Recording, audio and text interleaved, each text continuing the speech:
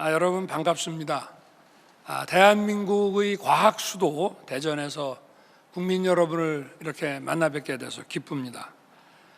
특히 오늘 민생 토론회가 열린 이곳 대덕 연구단지에는 대한민국 과학의 도전적 역사가 고스란히 담겨 있습니다. 1973년에 박정희 대통령의 해안으로 대덕 연구단지를 건설한 이후 대덕에서 이루어낸 수많은 성과들이 우리나라 경제와 산업 발전의 토대가 되었습니다. 지금은 17,000여 명의 박사급 인재들과 26개 출연기관 그리고 2,400여 개의 기업, 7개의 대학이 모여 매년 21조 원 이상의 부가가치를 창출하고 있습니다. 이제 이러한 성과의 토대 위에 더 과감한 혁신에 나설 때가 되었습니다. 저와 우리 정부는 대한민국이 첨단 과학기술로 세계를 선도하고 퍼스트 무버로 도약할 수 있도록 온 힘을 쏟을 것입니다.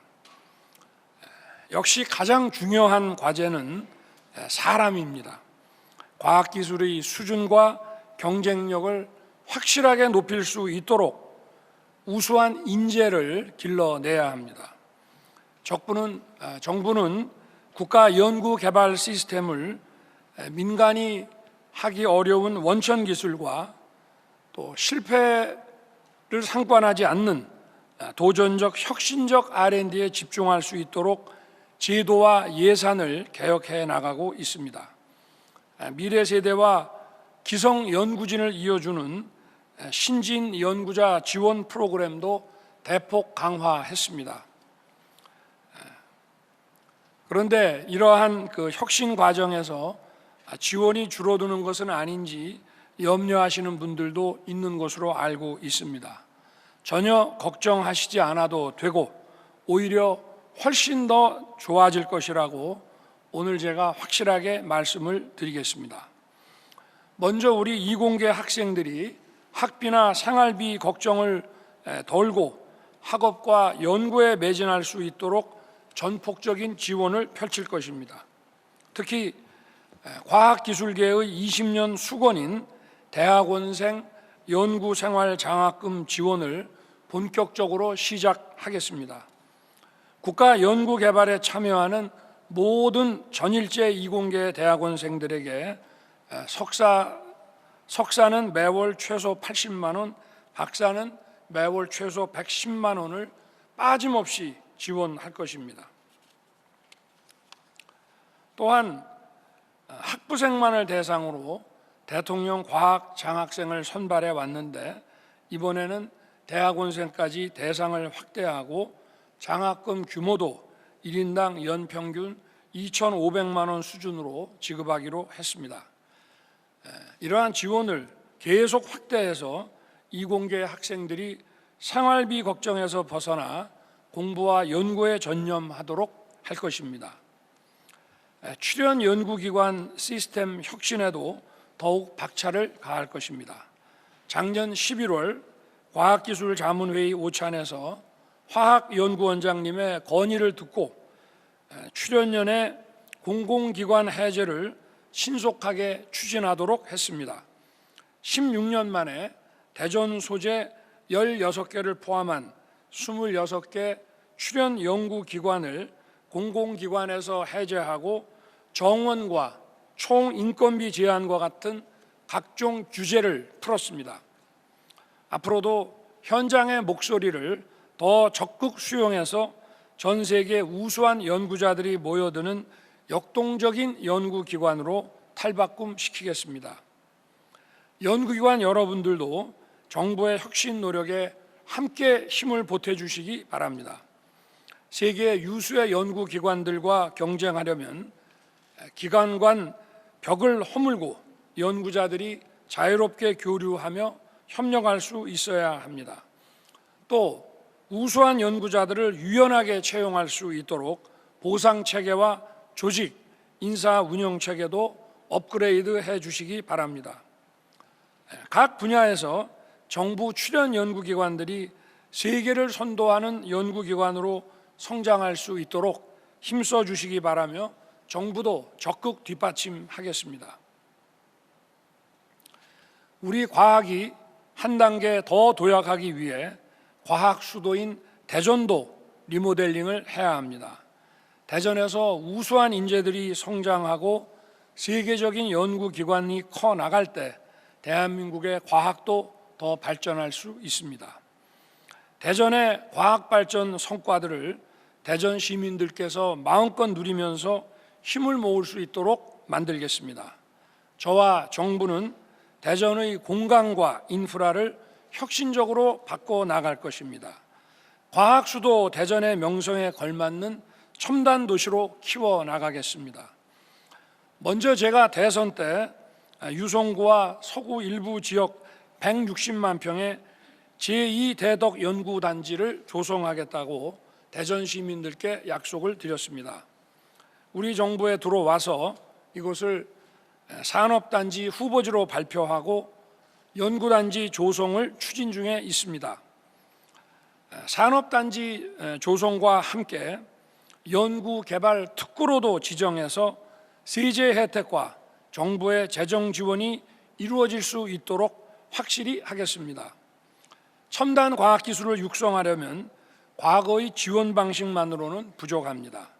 미국의 보스턴 바이오 클러스터처럼 연구 개발과 법률, 금융, 회계 등 서비스 산업이 유기적으로 결합되어야 합니다.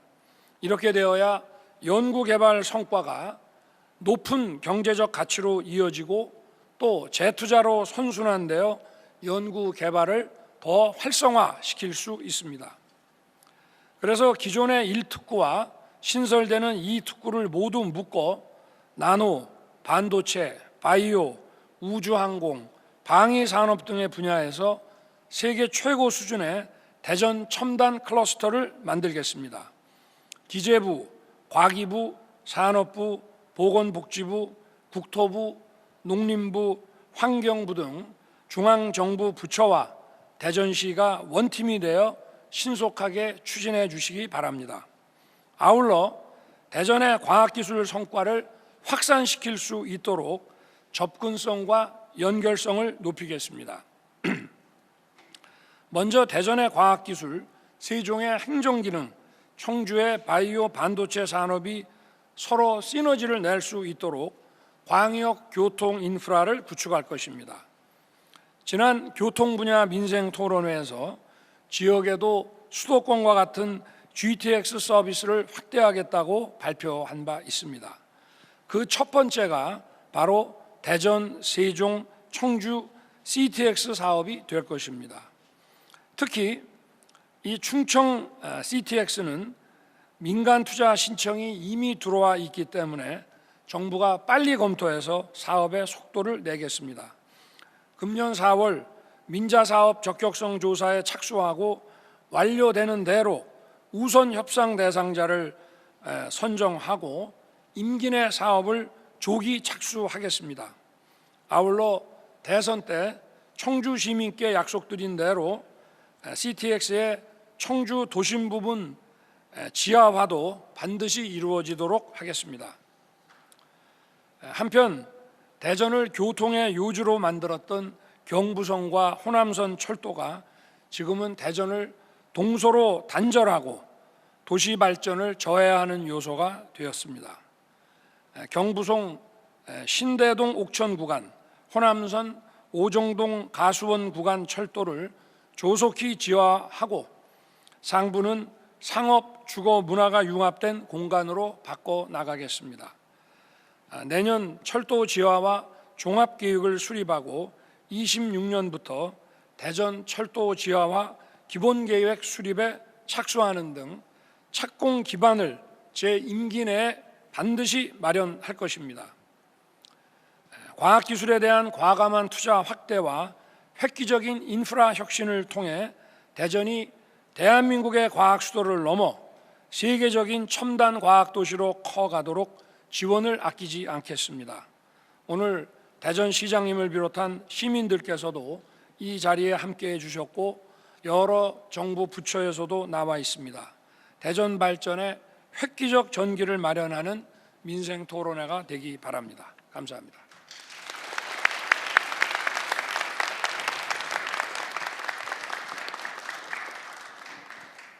네, 대통령님 말씀 감사합니다. 이번 민생 토론회는 국민들의 목소리에 귀를 기울이고 문제 해결에 대한 답변을 드리고자 정부 부처의 정책 설명보다는 국민의 이야기에 정부가 답변하는 토론 중심으로 진행을 하겠습니다. 오늘 토론은 첫 번째, 젊은 과학도들은 마음껏 연구하고 싶어요. 두 번째, 연구소 사이 벽을 허물고 퀀텀 점프. 세 번째, 대한민국 과학 수도 업그레이드. 이렇게 세 가지의 세부 주제로 나누어서 집중적으로 논의해 보겠습니다.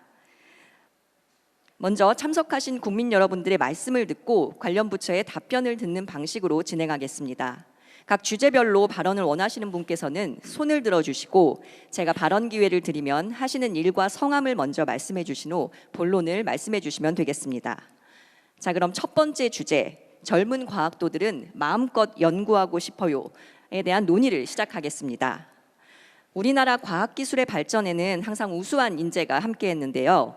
특히 대학원생은 전문 과학기술인으로 성장하기 위한 첫 관문으로서 안정적인 연구 환경과 또 성장 경로가 매우 중요합니다. 이와 관련해서 국민을 대표해서 첫 번째로 말씀해 주실 분이 혹시 계실까요? 예, 제 바로 옆자리에 계신 분.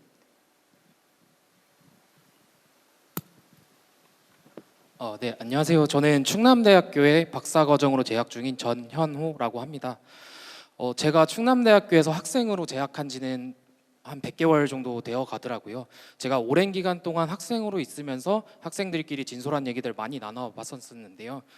이공계 학생들의 경우 대학원 진학을 주저하거나 혹은 대학원을 진학하더라도 여러 가지 이유로 중도 포기하는 경우가 많은 것 같습니다.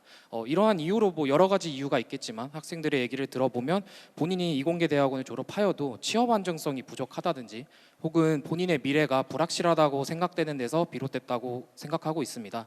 사실 학생들의 본연의 업무는 이런 걱정보다는 학업과 그리고 연구라고 생각이 됩니다. 학생들이 걱정을 떨쳐내고 본연의 업무에 치중할 수 있도록 학생들 스스로가 본인이 미래과학 기술 인재로서 희망과 비전을 가질 수 있는 환경 제공이 가장 우선시 되어야 된다고 생각을 하고 있습니다. 학생들이 열심히 노력하면 성공한 연구자가 될 수 있도록 학부부터 석사, 박사, 포닥과정 그리고 연구자가 되는 각 과정에서 학생들이 스스로 성장할 수 있도록 도움이 되는 촘촘한 지원 정책이 필요하다고 생각이 됩니다. 또한 이공계 학생들이 취업 시장에서 경쟁력 확보를 할 수 있도록 산업계와 연계해서 산업계의 요구 사항이 반영된 맞춤형 교육 과정을 제공한다든지 혹은 취업 조항들이 포함된 계약 학과들이 좀 확대되었으면 하는 바람이 있습니다. 네, 여기까지 의견 드리겠습니다. 네, 여기 계신 학생분들도 많이 공감하시는 얘기일 것 같은데요. 혹시 다른 분 한 분 더 말씀 주실 분 계실까요? 안녕하세요. 저는 충북대에서 석박 통합 과정을 밟고 있는 허진영이라고 합니다. 사실 저는 최근 학생 인건비 때문에 좀 고민도 많고 걱정도 많았는데 방금 말씀해 주신 것처럼 이렇게 정부에서 안정적인 학생 생활을 위해 최저 비용을 지원을 해주신다는 말을 들으니 조금 다행스럽기도 하고 기쁘기도 해서 우선 감사의 인사를 좀 올리고 싶습니다. 사실 각 연구실마다 과제 수주 상황이 다르기 때문에 그에 따라 불안정적으로 학생 인건비가 변동되는 것은 사실 올 한 해만의 문제는 아니라고 생각을 합니다. 이는 학생 인건비와 같은 학생 지원이 교수님들에게만 책임이 메인으로 가 있기 때문에 그렇다고 생각을 하는데요. 카이스트처럼 이제 대학 자체에서 인건비를 관리하는 곳이라면 학생 인건비와 같은 문제를 맞닥뜨렸을 때 이제 조금 더 다른 대학들에 비해 수월하게 극복할 수 있을 것이라고 생각을 합니다. 그래서 이는 더 나아가 교수님에게만 의존하는 학생 인건비에서 좀 벗어나서 이제 그렇게 된다면 좀 더 대학원생들의 안정적인 연구 환경을 만들 수 있을 것이라 생각하는 바입니다. 그래서 제가 바라는 바가 있다면 앞으로 이런 시스템을 구축해 주기 위해서 좀 다양한 제도적인 좀 지원 사항을 좀 고려해 주시기를 바라는 바입니다. 감사합니다.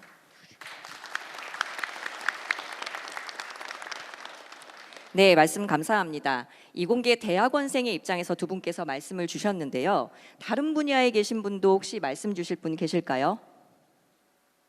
네, 제 우측에 계신 분 발언 부탁드립니다. 네, 안녕하십니까. 한국과학기술원에서 박사후 연구원으로 재직 중인 진상락 박사라고 합니다. 먼저 오늘 이런 자리를 마련해 주심에 있어서 관계부처 관계자분들과 대전 시민분들 그리고 대통령님께 먼저 감사의 말씀을 드립니다. 앞에 두 학생 연구원분들의 걱정이 사실 박사후 연구원인 저의 걱정과 크게 다르지가 않습니다. 박사후 연구원은 학생 연구원과 연구 책임자 사이에 과도기적 성격을 좀 가지고 있음에도 불구하고 이 연구기관이 어쩌면 연구자의 일생에 있어서 가장 중요한 기관이기도 합니다. 노벨상을 수상했던 이런 노벨상 수상자들의 이 핵심 연구가 평균적으로 37.7세에 시작된다고 합니다. 이 기간이 바로 박사후 연구 기간 혹은 조교수 임용 초기입니다. 따라서 이 기간에 어떤 연구를 어떻게 할 수 있느냐에 따라서 향후 30년 뒤 노벨상을 수여할 수 있느냐를 결정한다고 해도 과언이 아닐 것입니다. 하지만 문제 현재 대한민국의 많은 박사후 연구원들은 이 높은 업무 강도에도 불구하고 낮은 연봉과 불안정한 처우 때문에 도전적이고 창의적인 연구를 하기보다는 단기적인 연구 성과를 내기 위한 연구에 집중을 할 수밖에 없는 것이 지금 현실입니다. 그리고 대부분의 연구와 인건비들이 대학 혹은 연구기관에 소속되어 있다 보니 독립적인 연구를 함에 있어서도 여러 제한사항이 좀 많습니다. 현재 이번 정부에서 추구하고자 하는 미래 인재상은 퍼스트 무버 융합형 연구 인재일 것입니다. 현재 카이스트에서 발굴하고자 하는 의사과학자와 같은 융합형 연구 인재들이 마음껏 연구를 할 수 있도록 다양한 정책적, 경제적 지원을 희망하는 바입니다. 감사합니다. 네, 말씀 감사드립니다. 우리 이공계로의 진료가 정말 매력적이다 할 만큼 정부에 좀 지원이 있었으면 좋겠다 하는 말씀을 주셨고요. 또 우리가 퍼스트 무버로 가기 위해서 이 포닥 연구원분들에 대한 지원 확대도 또 말씀을 주셨습니다. 네, 젊은 과학자 지원과 관련해서는 우리 주무부처인 과기정통부와 또 그리고 교육부 관계자분께서도 한 말씀 해주시면 좋을 것 같습니다. 먼저 과기정통부 관계자분 발언 주실 분 계실까요? 네, 제 맞은편에 계신 분 발언 부탁드립니다. 예, 안녕하십니까. 과기정통부 조경태 사무관입니다. 예, 우선 대통령께서 말씀하신 연구생활 장학금 같은 경우에는 흔히들 이제 스타이펜드라고 부르는 제도인데요. 이제 학생분들 같은 경우에는 지도 교수님이 이제 유학 경험 있으시다면은 한 번쯤 들어보셨을 수도 있을 것 같습니다. 이미 미국이나 영국 같은 선진국의 이제 대학들 같은 경우에는 오래전부터 이 제도를 도입을 해서 우수한 학생들을 유치하고 있고요. 이를 통해서 학생들이 좀 안정적으로 학업에 몰입할 수 있도록 도움을 주고 있습니다. 그래서 이 연구생활 장학금 같은 경우에도 동일하게 학교 차원에서 좀 안정적으로 일정한 금액을 지급하게 되고요. 그다음에 연구실별로 또 상황이 다르기 때문에 여건에 따라서는 또 추가적인 이제 금액을 지급함으로써 학생들을 좀 유연하게 지원할 수 있도록 제도를 설계할 예정입니다. 그리고 대학들이 이 제도를 좀 적극적으로 잘 받아들일 수 있도록 정부 차원에서 여러 가지 재정적 지원이나 아니면 이제 뭐 간접비 등의 여러 가지 요소를 좀 활용해서 이제 그 인센티브 방안을 만들어서 고민해 나가도록 하겠습니다. 사실 그 이공계 학생들을 위한 정책은 좀 이거 말고도 여러 개가 있는데요. 뭐 대표적으로는 이제 올해 새로 신설된 석박사생들을 위한 대통령 과학장학금이 있고요. 그다음에 학생들 분들께서 많이 좀 이제 관심이 있으실 취업이나 진로 분야에 관련해서도요. 아까 말씀하신 이제 계약학과나 계약 정원제 등을 적극적으로 좀 활용을 해서 학생분들이 좀 잘 산업계로 진출할 수 있도록 지원하도록 하겠습니다.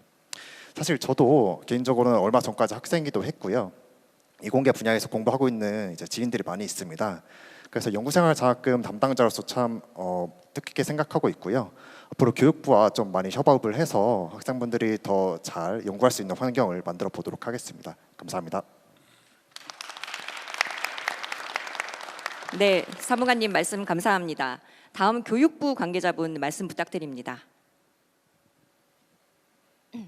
네, 교육부 박정은 사무관입니다. 교육부는 1999년부터 두뇌 한국 21, 영어로는 브레인 코리아, 줄여서 BK 21 사업을 통해서 대학원생분들이 학업과 연구에 전념할 수 있는 환경을 조성하기 위해 노력해 왔습니다. 올해로 25주년을 맞이하는 BK 21 사업은 지금까지 총 60만 명의 대학원생들이 참여해 왔습니다. 이제는 이 중에서 대학 전임 교원이 되신 분들도 많이 있을 만큼 이 BK21 사업은 젊은 연구자분들의 성장을 지원하기 위한 제도적 기반을 확충하는 데 크게 기여하였습니다. 또 이 사업은 현재도 계속 추진 중이며 또 진화하고 있습니다. 특히 지난해 들어서는 이 대학원생 분들의 경제적인 어려운 현실 등을 고려하여서 연구 장학금의 단가를 대폭 인상하였으며 또 국제와 R&D 흐름에 맞게 국제 공동 연구 기회 등을 부여하는 등 다양한 지원책을 만들기 위해 노력하고 있습니다. 앞으로는 전현호 선생님 또 허진영 선생님이 말씀해 주신 것처럼 보다 많은 대학원생들이 장학금 혜택을 누릴 수 있도록 이 BK 사업을 보다 확충해 나갈 예정입니다. 또한 상락 선생님께서 말씀 주신 것처럼 이 박사후 연구원분들이 독자적인 연구를 수행할 수 있도록 과기정통부와 협업하여서 박사후 연구원분들을 위한 차별화된 지원 전략도 마련하겠습니다. 이와 더불어 교육부는 기존의 과제 중심의 연구 지원에서 벗어나 벽을 허물고 기초과학 분야의 공동연구를 지원하는 램프 사업이라는 것을 대폭 확충하고 또 중점 테마 연구소를 집중적으로 지원할 예정입니다. 앞으로도 교육부는 과기정통부와 협업하여 젊은 연구자분들이 마음껏 연구할 수 있는 환경을 조성할 수 있도록 노력하겠습니다. 감사합니다. 네, 젊은 과학자의 안정적인 연구 환경 조성에 대해서 여러 가지 이야기를 들어봤습니다. 앞으로 남은 주제들이 많아서 이만 첫 번째 논의를 마치도록 하겠습니다. 이어서 두 번째 주제로 한번 넘어가 볼 텐데요. 두 번째 주제는 연구소 사이의 벽을 허물고 퀀텀 점프라는 주제입니다. 최근 기술 환경은 다양한 기술 분야의 융복합과 또 최고 기술 간의 연계를 통한 경쟁력 확보가 관건입니다. 지난 1월 말에 정부는 과학기술 분야의 출연연 경쟁력을 높이기 위해서 과기 분야 출연연을 공공기관에서 해제한 바가 있습니다. 연구기관과 연구자에 대한 자율성을 확대하고 세계 최고와 경쟁할 수 있는 미래지향적인 출연연을 위해서 혹시 제언해 주실 분 한 분 계실까요? 네, 제 맞은편에 계신 분 발언 부탁드립니다. 네, 반갑습니다. 한국표준과학연구원 양자기술연구소에서 양자스핀 분야 연구를 하고 있는 황천영이라고 합니다. 저는 오늘 그 우수 연구자 유치와 관련된 말씀을 좀 드리고자 합니다. 한국표준과학연구원은 사실은 그 측정 표준 분야의 그 국가 대표 연구기관이고 그 측정 표준 분야에서 가장 중요한 기반 기술의 하나가 사실은 양자 기술이 되겠고요. 그 양자 기술을 그 기반으로 하여 국내 그 양자 기술 선도를 하는 그런 역할을 하고 있습니다. 양자 기술은 그 결과가 가져올 파급력에 비추어서 세계 각국에서 그 게임 체인저로 인식을 하고 있고 따라서 굉장히 많은 인력과 예산을 투입하고 있는 상황입니다. 그리고 기술적으로는 이제 막 성숙기에 접어드는 그런 시기여서 사실은 그 인력이 이렇게 많지가 않아서 우수한 인력을 구하기가 사실은 쉽지 않은 분야입니다. 더욱이 이제 출연연은 과거에 이제 공공기관으로 지정이 돼 있어서 그 공공기관의 채용 프로세스를 따라야 하고 저희가 그 채용되는 분들의 처우를 갖다가 우리가 저희가 결정할 수 있는 그런 그 마진이 별로 없기 때문에 사실은 우수한 인력을 채용하는데 많은 어려움이 있었습니다. 근데 제가 간단하게 한 가지 예를 말씀을 드리겠는데요. 작년부터 저희가 MIT 학교 그 팀하고 연구팀하고 공동 연구를 수행을 하고 있었는데 그때 작년에 이제 그 대학원생이 저희 실험실을 방문해서 실험 연구를 수행을 했고 그 다음에 올 초에 이제 그 지도 교수님하고 다시 학생이 방문을 한 바가 있습니다. 그래서 근데 그 학생이 사실은 금년 그 여름에 이제 학기가 끝나기 때문에 제가 사실은 그분에게 저희 연구원에서 박사후 연구원을 좀 제안을 하려고 했었는데 그 사이에 그 친구가 미국에서 잡오퍼를 받았는데 그 분이 받는 연봉이 저희가 제공할 수 있는 연봉이 한 3배가 됩니다. 그래서 사실은 이제 말을 꺼내지도 못한 그런 상황이 되어버렸고요. 그래서 사실은 이런 것들이 사실은 그 우수한 인재를 갖다가 이렇게 유치하는데 어려움을 많이 겪게 되면 결국은 출연연의 경쟁력 저하로밖에 이제 이루어질 수 없는 상황이고, 근데 최근에 다행히도 그 출연연이 공공기관 지정에서 해제가 되었다는 그 뉴스를 제가 접하게 되었고요. 사실은 이 일이 굉장히 힘든 일이라는 것은 아마 출연연에 계시는 분들은 다 아실 겁니다. 그래서 사실 이런 통 큰 결단을 내려주신 우리 대통령께 제가 감사를 드리겠습니다. 그래서 어쨌든 이렇게 해서 저희가 이제 우수한 인력을 갖다가 유치를 하고 그 이런 유치된 인력에 기반해서 사실은 경쟁력도 제고할 수 있도록 사실 정부에서 그 관련된 그 법령이라든지 아니면 그런 노력을 좀 기울여 주시고 관심을 가져주시면 대단히 감사하겠습니다. 네. 네, 말씀 감사합니다. 퀀텀 기술이 퀀텀 점프할 수 있는 경쟁력 강화 방안에 대해서 말씀을 해주셨습니다. 혹시 출연 연구기관에서 다른 분 한 분 더 말씀을 들어보면 좋을 것 같은데요. 누가 발언해 주실 분 계실까요? 네, 발언 부탁드립니다. 네, 안녕하십니까. 한국화학연구원 전략기획실장 박진섭이라고 합니다. 최근 매우 복잡해지고 급변하는 기술 환경 속에서 우리 정부 출연연구원이 국가적 임무를 수행하고 대형 연구 성과를 창출하기 위해 기관 간의 벽을 허물고 협력하는 것은 더 이상 선택이 아니라 필수라고 생각됩니다. 예컨대 과거에는 단일 기술을 개별 기관이 서로 각각 달리 연구를 했다면 이제는 대형 기술을 여러 기관이 함께 힘을 모아서 연구를 해야 세계 시장에서 경쟁력 있는 기술을 확보할 수 있다고 생각됩니다.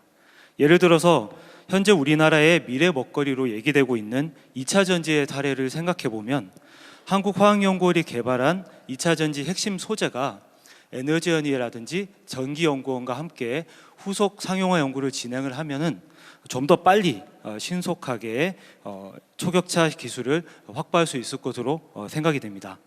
물론 정부 출연 연구기관들이 오랜 기간 서로 다른 역사와 전통을 가지고 있기 때문에 한 번에 기관 간의 벽을 허무는 것은 쉽지 않은 과제라고 생각이 됩니다. 그럼에도 불구하고 비교적 작고 사소한 것부터 저희들이 시작을 해보면 아주 못할 일은 아니라고 저는 생각하고 있습니다.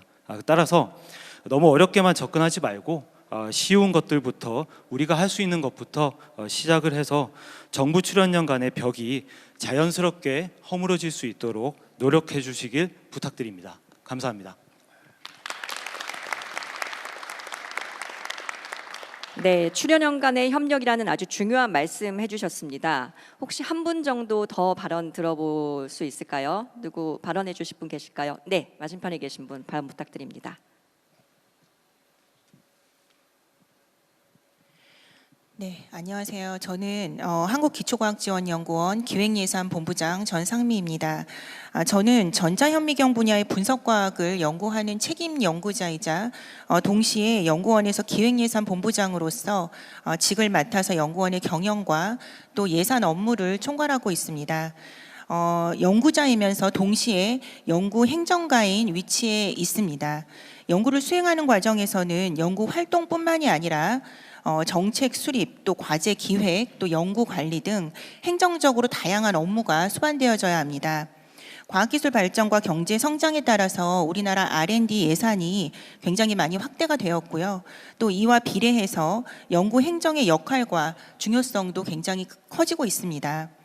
연구 행정의 영역도 또한 굉장히 전문화되어서 정책, 법률, 회계, 노무, 기술 이전, 보안, 홍보, 광범위한 영역에서 전문성이 요구되어지고 있습니다. 미국 같은 선진국의 해외 연구기관에서는요, 연구자들의 파트너로서 연구 행정의 전문성과 중요성이 요구가 되어지고 있습니다. 하지만 우리나라는 아직까지 그 연구 행정에 대한 인식이 이제 막 시작되는 그런 기간이기도 하고, 여전히 연구 개발을 하는 데 있어서 어떤 부차적인 부분으로만 인식이 되어지기도 합니다. 연구자와 행정가로서 제가 양쪽의 시각을 함께 볼 수 있는 위치에서 느낀다면 무엇보다 서로 간의 전문성을 이해하고 또 시야를 넓히면 과학기술 발전을 위한 온전한 원팀으로서 더 큰 시너지를 창출할 수 있을 것이라고 생각이 듭니다. 연구자의 성과 발표 자리가 연구자들만의 자리가 아니고 벽을 허물어서 연구 행정도 함께 참여를 해서 축제처럼 즐기는 그런 페스티벌처럼 진행을 하는 등 서로 간의 이해를 확대할 수 있는 문화가 조성되어지기를 기대하고 있습니다. 감사합니다.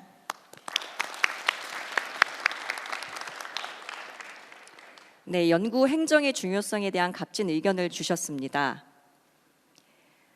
네, 그러면 다음 순서를 좀 넘어가 보겠습니다. 그래서 내가 그럼 지금 우리 전상미 연구원께서 말씀하신 이 결국은 이제 R&D 그 매니지먼트를 말하는 거잖아요, 그죠? 연구하시는 분들이 어떤 뭐 기자재도 구입하고 또 연구비도 받아내고 이렇게 하려 그러면은 벌써 세월이 다 가고 또 아까 그 포닥들이 제대로 좀 연구할 수 있게 박사학위 받고 연구원이나 이제 뭐 바로 이제 뭐 학교에 자리를 얻어서 시작을 하려고 할 때 경력이 오래된 분들과 달리 뭘 어떻게 해야 될지 모르는 경우가 많습니다. 그래서 일단 학교든 연구소든 물론 과기부에서도 이 매니지먼트 네트워크를 좀 구축을 해야 되는데 각 연구소나 대학에서도 좀 경력 있는 분들이 이런 매니저 역할을 좀 해서 신진 연구자들이 이 제대로 그 연구 활동에 전념할 수 있게 가이드 노릇도 하고 또 정보 제공도 하고 또 이게 되어야만 어떤 융합 그 연구 그 어떤 과학 기술의 어떤 융합이 또 이루어질 수가 있고 아까 얘기하신 이런 그 연구실 간의 벽 허물기, 출연연 간에 뭐 아까 그 화학연구소에서 그 신소재를 개발하면은 에너지 연구원이나 전기 연구원이 그걸 공유해서 더 추가로 이렇게 함께 이 기술 공유를 해가면서 발전시켜야 된다고 했는데 이게 연구소만이 아니라 연구실만이 아니라 연구자들 간에도 이런 그 공동 연구 또 정보 공유가 필요한데 이런 거를 전부 연결 지어줄 수 있는 사람들이 바로 매니저입니다, 매니저. 그래서 저는 우리 전상미 연구원의 지적이 정말 우리 퀀텀 점프할 수 있는 그리고 우리나라의 R&D를 혁신해 나갈 수 있는 R&D 시스템을 혁신해 나갈 수 있는 가장 중요한 핵심이 바로 이 연구 행정, 이 매니지먼트에 저는 담겨 있다고 보고 많은 분들이 매니저로서도 연구자뿐만 아니라 매니저로서도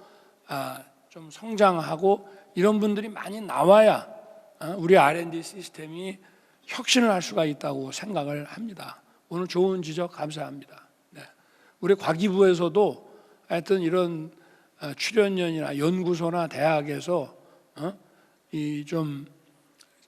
특히 신진 연구자들을 위해서 많은 도움을 주고 가이드를 할 수 있도록 내가 지난번에도 한번 얘기한 적이 있는데 이거 좀 관심을 가지고 이런 매니저 네트워크를 좀 구축해 나가는데 좀 노력을 해주시기 바랍니다. 네.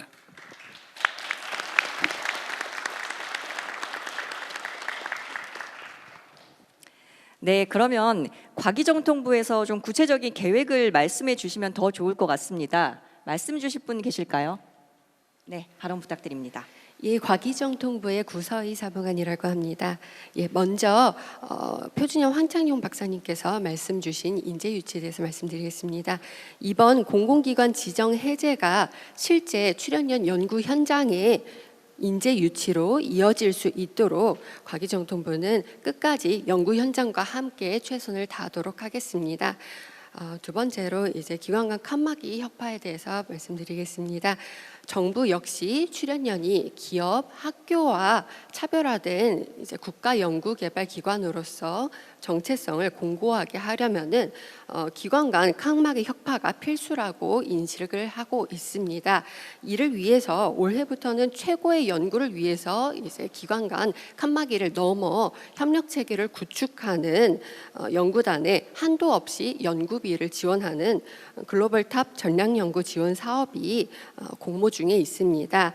이 외에도 연구자분들께서 일상 속에서 자유롭게 교류하실 수 있도록 소소하지만 따뜻한 교류비와 같이 다양한 차원의 칸막이 혁파 방안을 모색하도록 하겠습니다. 마지막으로 이제 전상미 연구님께서 말씀 주신 것과 같이 그간 연구 행정의 중요성과 전문화에 대해서 우리가 많이 인식이 부족하였다는 말씀에 공감하고 있습니다. 앞으로는 이제 연구와 행정이 한 팀으로서 시너지가 발생될 수 있도록 정책, 노무, 기술 이전, 사이버 보안, 홍보와 같이 주요 행정 분야에 대해서 일선 행정가 분들께서 역량을 키우시고 그리고 R&D 매니지먼트가 실제 구현될 수 있고 네트워킹까지도 지원될 수 있도록 관련된 전문 교육 프로그램이라든지 아니면 기관 간 인사교류 등을 통해서 이런 역량을 배양할 수 있도록 다양한 방안을 현장과 함께 강구하도록 하겠습니다. 감사합니다. 네, 답변 감사합니다. 그럼 이쯤에서 이 과기 분야 출연연의 공공기관 해제에 따른 효과나 또 출연연이 변화될 모습에 대해서 우리 국민들께 말씀을 드리는 게 좋을 것 같습니다. 혹시 말씀 주실 분 계실까요? 네, 맞은편에 손 드신 분 발언 부탁드립니다.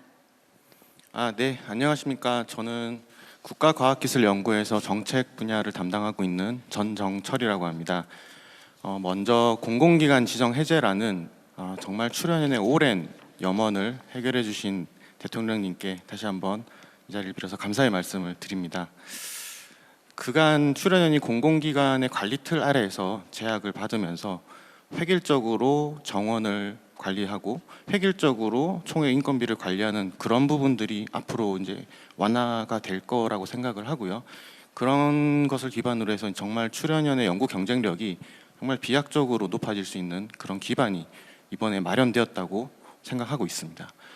이런 유연한 출연연 운영의 기반을 바탕으로 이제 출연연들은 국가적인 임무, 그 임무를 달성하기 위해서 여러 기관에 흩어져 있는 연구 역량들을 결집하고 모으는 것이 사실 이 시대의 출연연이 이제 마주한 되게 중요한 과제라고 생각하고 있습니다.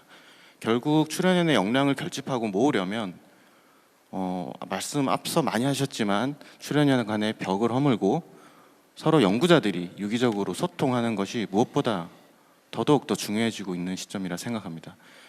이것을 위한 방법은 여러 가지가 있다고 생각합니다. 하지만 앞서 박진섭 화학연 실장님께서 그 벽 허물기에서 말씀하셨던 것처럼 크고 어려운 것보다는 생활 속에서 소소한 소통, 그것에 대한 좀 섬세한 고려가 되게 중요하다는 것을 제가 크게 좀 공감을 하고 있습니다. 왜냐하면 저희 연구회에서 작년에 12대 전략기술 분야에 대해서 그 관련 분야별로 출연연의 연구자분들을 좀 함께 모이고 자유롭게 소통하고 협력할 수 있는 그런 자리를 만들어 주려고 굉장히 노력을 했습니다.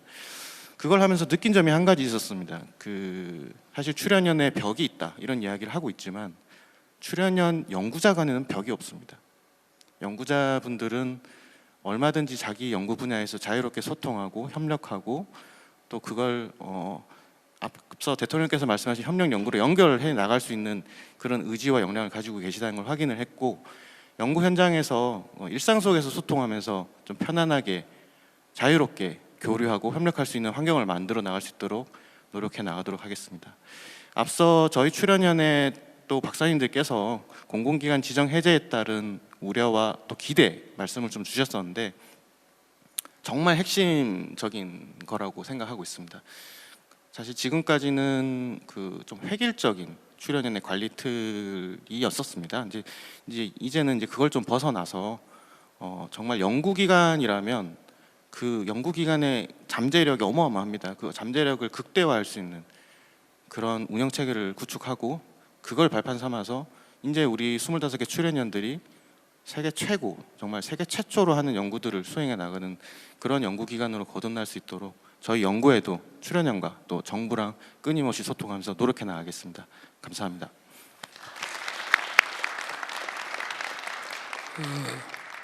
이제 출연연을 공공기관에서 이제 해제를 해서 정부도 지원을 많이 해야 됩니다만은 저는 제일 중요한 게 출연연에 계신 분들이 스스로 혁신을 해야 된다고 생각합니다. 그 제일 중요한 게 아까 전상미 연구원이 말씀하신 바로 이런 연구소에서 이런 매니저들이 많이 나와야 되고 또 다른 연구소의 매니저들과 서로 소통을 해야 되고 이렇게 해서 이 R&D 분야에도 거대한 마켓이 형성이 돼야 된다고 봅니다.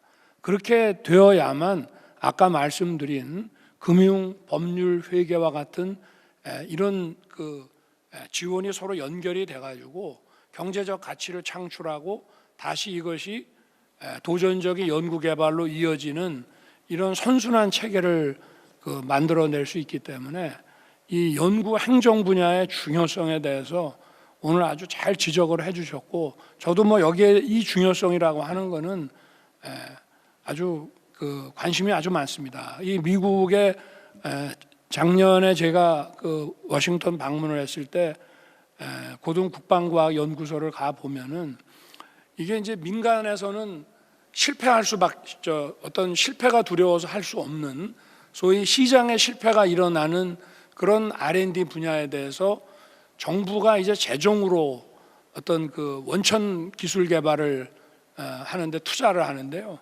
거기 연구원이 있는 게 아니고요. 고등국방과학 연구소라는 거는 매니저 시스템으로 되어 있습니다. 그래서 매니저가 과제 관리도 하고 또 이 자금을 도대체 뭐 MIT면 MIT 또 어느 뭐 연구소면 연구소 어디에다가 이거를 배정을 하고 또 전 미국에서 가장 이 과제를 잘 수행할 수 있는 사람이 누구인지 그거를 파악을 해서 연구 과제를 배분하고 지원을 하고 있거든요. 이거 자체가 시장입니다.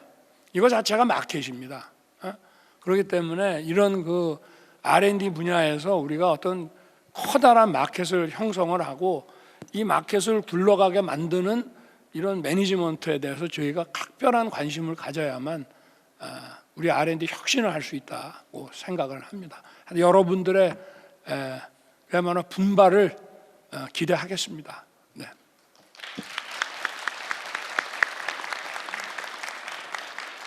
네, 대통령님 말씀 감사합니다. 연구 행정, 연구 매니지먼트의 중요성에 대해서 다시 한번 말씀을 주셨는데요. 그러면 이번 오늘 토론의 마지막 주제인 세 번째 대한민국 과학 수도 업그레이드에 대해서 논의를 이어가겠습니다. 대전은 카이스트, 또 수많은 연구소 그리고 첨단 연구소 기업 등이 입지해 있습니다. 명실상부한 우리나라 과학기술의 메카라고 할 수 있는데요. 대한민국 과학 수도 대전의 업그레이드와 관련해서 한 말씀 해주실 분 혹시 계실까요? 네, 발언 부탁드립니다. 안녕하십니까. 저는 AI 기반 화재 감지기를 개발하고 그리고 이제 제조하는 연구소 기업 한산ST 대표 김수원입니다. 저는 창업 기업 관점에서 좀 말씀을 드리고자 합니다.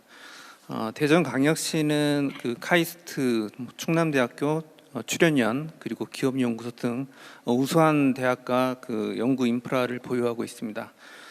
대덕 1세대는 국가과학기술개발과 기술력 확보를 위한 연구 중심이었고 2세대는 이제 미래 산업을 이끌 수 있는 창업과 혁신이 중심입니다. 하지만 기존에 이러한 대덕 연구단지는 이미 이제 포화 상태였습니다. 단순한 연구단지 조성을 넘어 창업부터 기업 성장 단계에 맞춰 R&D, 금융, 투자 유치 등 종합적인 지원이 이루어졌으면 바람이고요.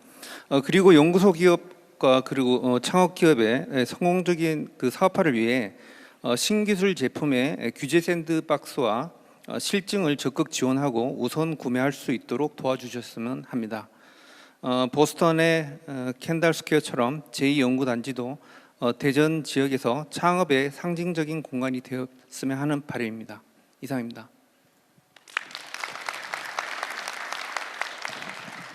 네, 말씀 감사합니다. 제2연구단지의 미래상에 대한 기대를 말씀해 주셨는데요. 혹시 관계부처인 과기정통부에서 말씀 주실 수 있을까요? 네, 발언 부탁드립니다. 네, 안녕하세요. 과기정통부 이정수 사무관입니다. 대전시의 우수한 교육 연구 기반 환경에 비해서 생산 기반이 상대적으로 미흡해서 연구 성과를 실증하거나 생산하는데 어려움이 있는 것으로 알고 있습니다. 이러한 상황에서 대전에서 현재 추진하고 있는 나노 반도체의 신규 국가산업단지 조성은 부족한 생산 기반을 확충하는 데 큰 도움이 될 것으로 생각을 하고 있습니다. 과기정통부는 국토부, 기재부, 행안부, 농림부, 환경부 등과 협력하여 관계 부처와 원팀을 구성하고 공공기관, 예비 타당성 조사 기간 단축, 농지 전용 등 인허가 사전 협의, 각종 영향평가 기간 단축 등을 위해 범정부 역량을 결집하고 있습니다. 국가산업단지 조성과 함께 연구개발 특구로 조속히 편입하고 연구 성과가 사업화로 이어질 수 있도록 필요한 정책, 법률, 회계 글로벌 진출 등 컨설팅을 패키지로 지원하여 제2연구단지가 명실상부한 창업과 사업화의 공간으로 육성될 수 있도록 하겠습니다. 감사합니다.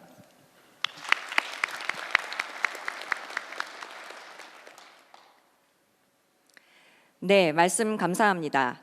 오늘 이 자리에는 과학기술 분야 연구자분들 외에도 이 많은 대전 시민분들이 함께 해주셨는데요.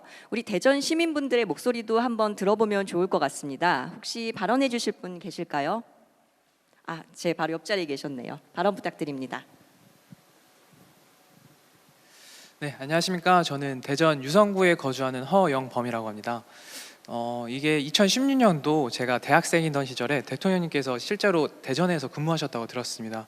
그때 대통령님도 느끼셨겠지만 그때나 지금이나 저는 대전을 가장 살기 좋은 도시라고 생각을 합니다. 또한 이제 최근에 이제 아울렛이 생기고 백화점이 또 추가로 들어서면서 저 같은 젊은 층이 좀 즐길 수 있는 어떤 즐길거리가 많아져서 저는 너무 좋더라고요. 다만 이제 대전 인근의 수목원, 세종 수목원이라든지 청주 공항을 갈 때에는 이게 대중교통을 이용하다 보면 건너 좀 환승해야 되는 경우가 많은데, 그러다 보니까 저는 충청권에 어떤 묶어줄 수 있는 철도가 있으면 좋겠다는 생각을 꾸준히 해왔었습니다.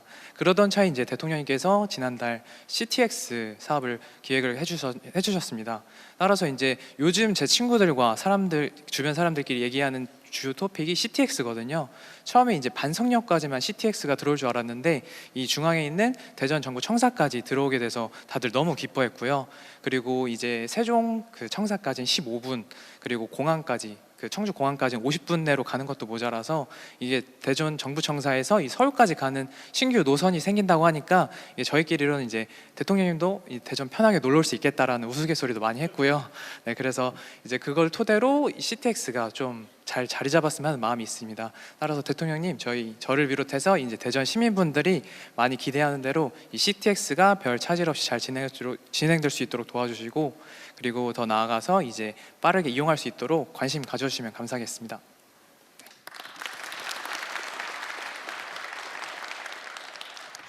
네, 지금 이 말씀과 관련해서는 CTX 사업 관계자분께서 좀 답변을 해주시면 좋을 것 같습니다. 혹시 관계자분 계실까요? 네, 발언 부탁드립니다. 안녕하십니까. CTX 사업을 총괄 추진하고 있는 DLENC의 임정민입니다.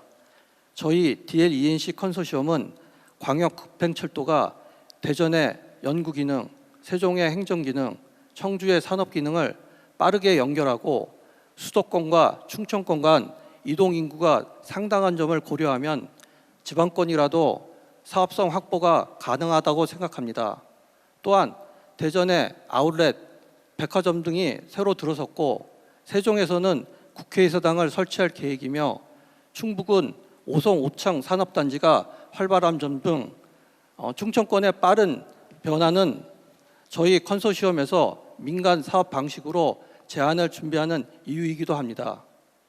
저희 DLENC 컨소시엄은 올해 4월 중순경 국토교통부에 CTX 사업 제안서를 제출할 수 있도록 만반의 준비 중이며, 저희가 제시하는 사업 계획이 KDI 민자 적격성 조사를 통과하고 국토교통부 사업성 모집 공고에서 우선 협상 대상자로 선정이 된다면 신속하게 협상 설계를 거쳐 대통령님께서 말씀하신 대로 임기 내 착공이 현실화되도록 최선을 다하겠습니다. 축정권 메가시티의 핵심 사업인 CTX 사업을 함께 추진하는 기회가 주어져서 대전 출신인 저에게도 너무나도 영광입니다. 앞으로 정부와 잘 협의하여 충청권에서도 수도권 부럽지 않은 철도 서비스를 제공하도록 노력하겠습니다. 감사합니다.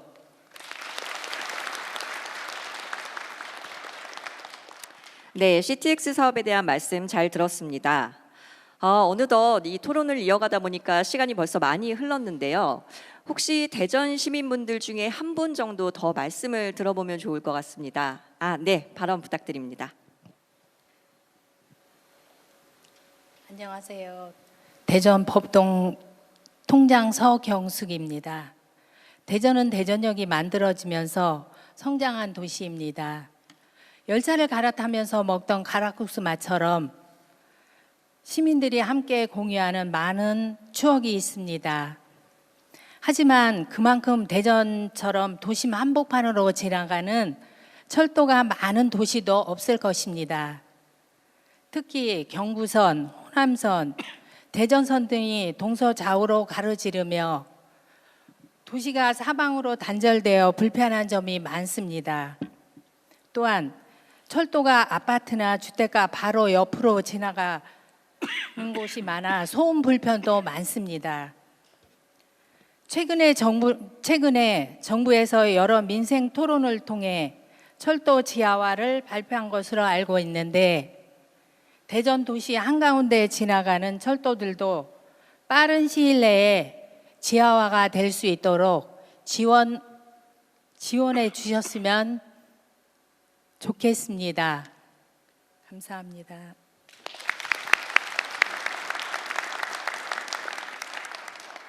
네, 우리 통장님 얘기 잘 들었습니다. 가락국수를 말씀하셨는데 점심시간이 가까우니까 갑자기 가락국수가 생각이 납니다. 네, 과학수도 대전의 업그레이드 방안에 대해서 이 시민분들의 다양한 의견을 들어봤습니다. 업무 소관 부처인 국토부 관계자분의 말씀도 들어봐야 할 것 같습니다. 담당자분 말씀 부탁드리겠습니다. 안녕하세요. 국토부 철도건설과 신우철 사무관입니다. 철도 지하 통합개발 업무의 실무자로서 이제 국민 또 특히 대전 시민분의 염원을 직접 청취하니 책임감이 더더욱이 막중해지는 것 같습니다.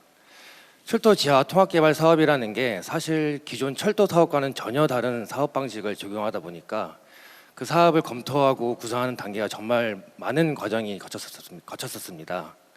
다만 다행히도 지난 1월 달에 철도 지하 통합개발 특별법이 국회를 통과하면서 많은 국민들께 나 이제 앞에 철도가 사라질 수도 있겠구나라는 희망을 심어드릴 수 있었을 것 같아서 담당 실무자로서 정말 큰 뿌듯함을 느끼고 있습니다. 대통령님께서 국민께 주신 이 희망 고문이 되지 않도록 철저하게 업무를 수행하도록 하겠습니다. 특히 대전의 경우 대전역 같은 경우에는 전국에서 철도 이용객이 3위에 달하고 있습니다. 또 앞서 말씀 주신 이제 IT뿐만 아니라 로봇 같은 첨단 기술이 융복된 아주 매력적인 도시입니다. 다만 워낙 예전부터 철도가 운행했기 때문에 그 철도 주변이 통합적으로 개발되지 못한 측면이 있습니다. 이거 오히려 기회로 삼아서 철도 선로 같은 부지는 선로 인접 지역까지 통합 재정비하고 대전역과 같은 역사 부지는 도시혁신구역과 같은 과감한 인센티브를 도입을 해서 대전판 롯데타워를 구상할 수도 있을 것입니다. 이제 앞으로 다가오는 연말까지 선도사업을 선정하게 되는데요. 대전시에서도 합리적인 사업 구상을 제안해 주시길 바라고 사업 초기 단계부터 국토부와 한 발 한 발 같이 걸어가면서 계획을 맞춰갔으면 좋겠습니다. 마지막으로 이 철도 지하 통합개발 사업이라는 게 도시의 경쟁력을 한 단계 업그레이드할 수 있는 시대적 과제입니다. 이 시대적 과제를 완수하기 위해서는 하나하나 거쳐야 할 검토들이 정말 많을 것으로 예상됩니다. 그 과정 하나하나마다 전문가들과 함께 해안을 모아서 슬기롭게 헤쳐나갈 수 있도록 하겠습니다. 약간 우스갯소리로 제 친구들이 그러더라고요. 너 여차하면 진짜 혼자 땅굴 파겠다고. 그래가지고 그 땅굴을 파는 마음으로 착실하게 검토를 해서 사업화시킬 수 있도록 하겠습니다. 감사합니다. 이제 사무관이니까 한 국장쯤 되면은 다 모든 게 끝나겠네, 그죠? 국토부에서 계속 열심히 해주세요. 네, 제2연구단지와 또 CTX 또 철도 지하와 관련한 여러 의견들을 그 시민분들의 목소리를 통해서 들어봤습니다. 오늘 토론에서 많은 말씀들을 해주셨는데요. 젊은 연구자의 활력과 역동성, 그리고 열정적인 연구기관, 또 철도 등 첨단 도시 인프라가 어우러진다면 앞으로 대한민국 과학수도 대전에 새로운 도약과 또 비상이 기대가 됩니다. 그럼 오늘 토론은 이것으로 마치겠습니다. 마지막으로 대통령님의 마무리 말씀이 있겠습니다. 아니, 우리 대전시장님께서 그래도 오늘 여기서 했는데 한 말씀 좀 해주셔야지. 또 중앙정부에 뭐 좀 기대하거나 바라는 것도 좀 말씀해 주시고 포부도 좀 얘기를 한번 해주시죠. 예, 우선 대통령께서 이렇게 대전을 대한민국 과학 수도로 사실상 명명을 해주셨고요. 저희 감사의 말씀드립니다. 또 대통령께서 이 과학기술 정책에 대한 확고한 의지가 계시다는 것도 너무 잘 알고 있고, 또 지금 대전광역시가 국토의 중심인데 저희는 수도권의 과밀화를 대전 라인까지는 끌어내리는 것이 다음에 대구 라인, 광주 라인으로 가능하다 그렇게 보고 있습니다. 좀 전에 우리 시민들께서 말씀하시는 여러 가지 사항들 중에 철도 지하화는 대통령께서 공약도 해주셨고 또 빠르게 진척을 해주셔서 시민들이 기대가 많고요. 저희도 이미 용역을 하고 있습니다. 그래서 국토부에 저희 용역 결과를 곧 제출할 수 있을 것 같고요. 단지 대통령께서 하나 좀 더 염두해 주실 것은 저희 유성구 전체 대덕 특구를 가로지르는 호남 고속도로가 있습니다. 이것도 이 대전 발전에 굉장히 큰 어려움이 있습니다. 그래서 여건이 되신다면 국토교통부가 호남 고속도로 지하화도 한번 검토해 주시고요. 또 저희 지금 국가산단 160만 편 대통령께서 지정해 주신 곳에 저희 대전 교도소가 있습니다. 근데 이 예타가 잘 안 나온다고 해서 문재인 정부부터 약속을 해놓고 안 지켰습니다. 그래서 대통령께서 저희가 지금 이전 부지까지 저희가 어느 정도 준비가 돼 있기 때문에 대통령께서 도심 한복판에 대전교도소가 있고 또 많은 거기에 수용되어 있는 많은 분들이 좁고 비좁고 뭐 그래서 어려움이 있는 것 같습니다. 그래서 지난번에 당에도 제가 얘기를 했지만 대통령께서 예타 면제를 해주셨더라도 신속하게 해주시면 도움이 될 것 같고요. 제2 특구를 말하는 거죠. 그렇습니다.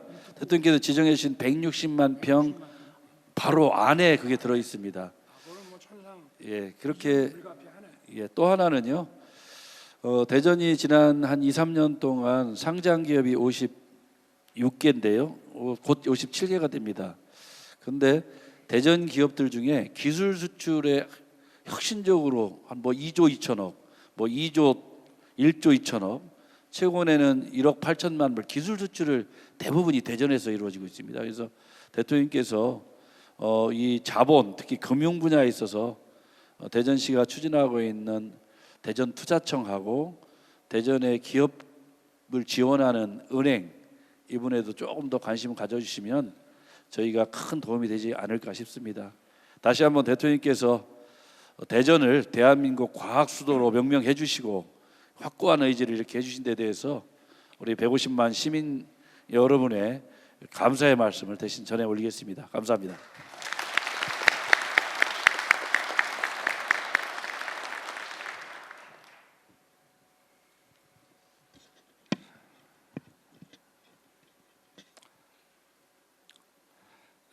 대전의 그 과학수도 출발은 50년이 넘었습니다.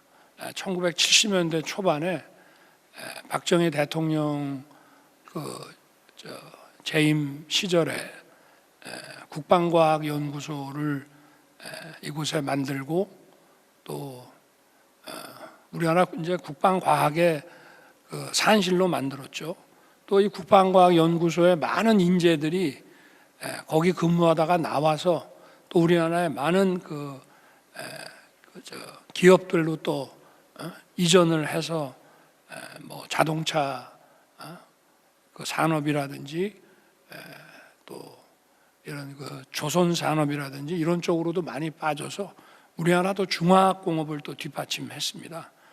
그리고 대덕연구단지가 바로 우리나라의 본격적인 그 자동차, 조선, 뭐 또 미래에 할 수 있는 뭐 이런 반도체라든지 이런 분야를 지원하기 위한 그 연구단지로 또 출범을 해서 우리나라의 명실상부한 과학수도로서 출발한 지가 이제 50년이 넘었습니다.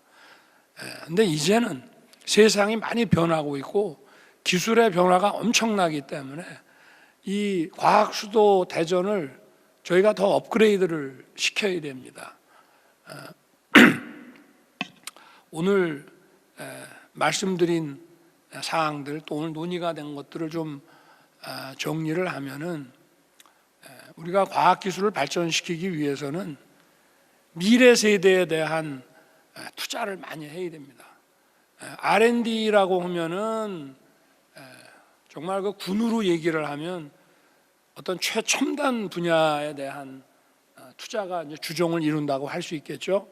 군으로 말하면은 그야말로 어떤 특수부대나 뭐 이런 거를 키우는 거를 우리가 R&D라고 하면 또 많은 어떤 보병이라든가 이런데 기본적인 그 전력 강화를 또 해야 되는 그런 것도 있습니다. 이거는 이제 뭐 교육 예산이 될 수도 있고 또 일부 R&D 예산이 될 수도 있겠지만 과학 그 연구자들의 그 어떤 미래 세대 과학 연구자들이 그야말로 연구에 그 학업에 매진할 수 있게 해주는 그런 그 어떤 지원 체계를 구축을 해야 되는데 기존에는 이제 그 교수가 중심이 돼서 제자들을 모아가지고 뭐 이런 산학 연계로 어떤 개발 프로그램을 받게 되면 그걸 가지고 이제 제자들하고 함께 이제 학생 인건비를 쓰고 이제 이렇게 해 왔습니다만은 이거를 기본을 이 어떤 그 기초를 정부가 재정으로서 깔아줘 가지고 더 튼튼하게 이제 지원을 하겠다는 말씀을 제가 아까 드린 거고요. 그리고 아까도 얘기했지만 우리가 이런 이 소위 그 연구라고 하는 것이 협력에 의해서만 발전할 수 있는 겁니다.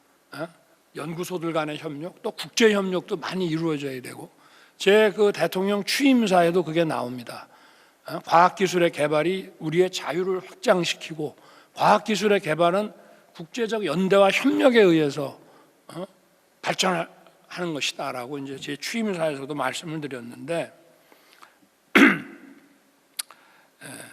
이런 이 과학기술 이 연구 생태계를 이제 구축을 해야 되겠죠. 그래서 그 연구와 관련된 연구 행정, 이 매니지먼트 시스템을 잘 키워서 이것이 경제적 가치를 창출하고 또 도전적인 그 연구 개발로 다시 선순환이 되게끔 해야 되고 이렇게 하기 위해서는 이런 그 금융 지원과 또 법률 회계 전문가들이 함께 연결이 돼야 되고 그러니까 금융 법률 회계 이런 분야의 전문가들도 이제는 과학 기술을 뒷받침하는 이쪽 분야에 그서 뛰는 것이 이제 예를 들면 무슨 송사가 생겨가지고 무슨 지적재산권 송사가 생겨서만이 아니라 이 스타트업에 대한 지원이라든가 연구실 하나하나가 대학에 있는 연구실 하나하나가 다 스타트업이 되고 그거를 그 기업을 뒷받침해 주는 것이 나중에 변호사나 회계사나 또는 금융 자문을 하는 그런 사람들에게도 이것이 하나의 큰 도전적 기회가 될 수 있도록 이게 우리가 묶어줘야 된다. 그렇게 해서 연구 생태계를 이제 구축을 해야 되고요. 그리고 대전을 과학 수도로 그야말로 이 제대로 키우려 그러면은 이 연구 생태계만 조성해서는 안 되고 더 큰 차원에서 연구와 산업이 연결되는 산업 생태계를 만들어줘야 됩니다. 산업 생태계를.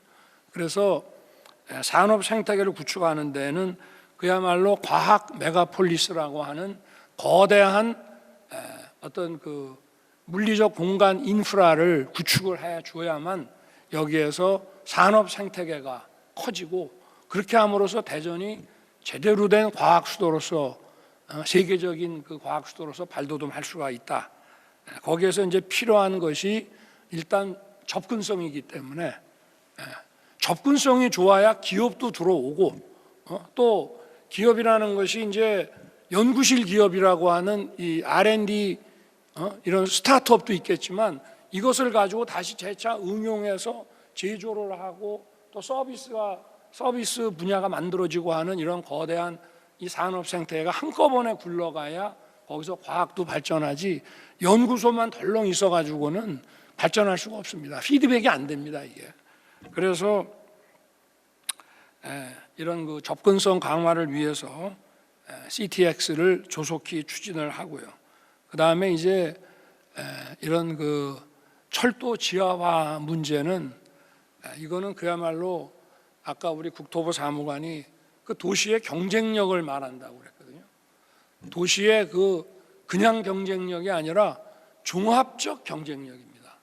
도시의 상업, 주거, 문화, 환경 이런 모든 종합적인 그 경쟁력을 상징적으로 보여주는 것이 바로 이 철도 지하화 그 문제입니다.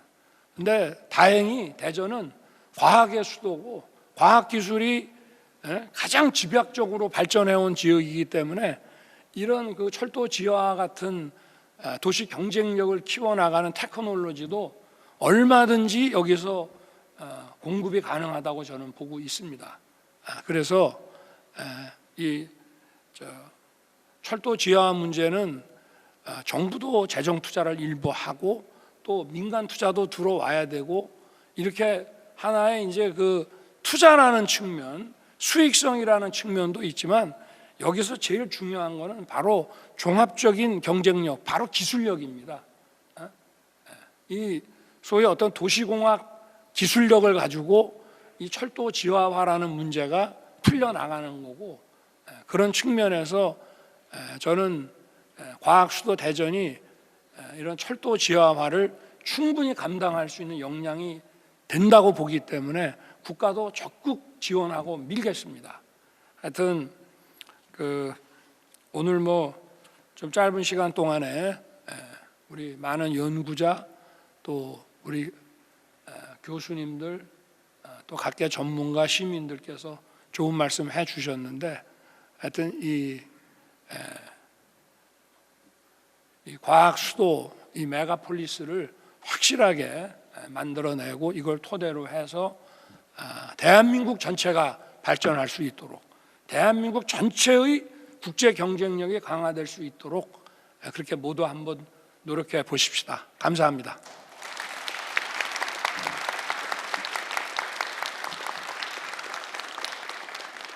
네, 대통령님 말씀 감사드립니다.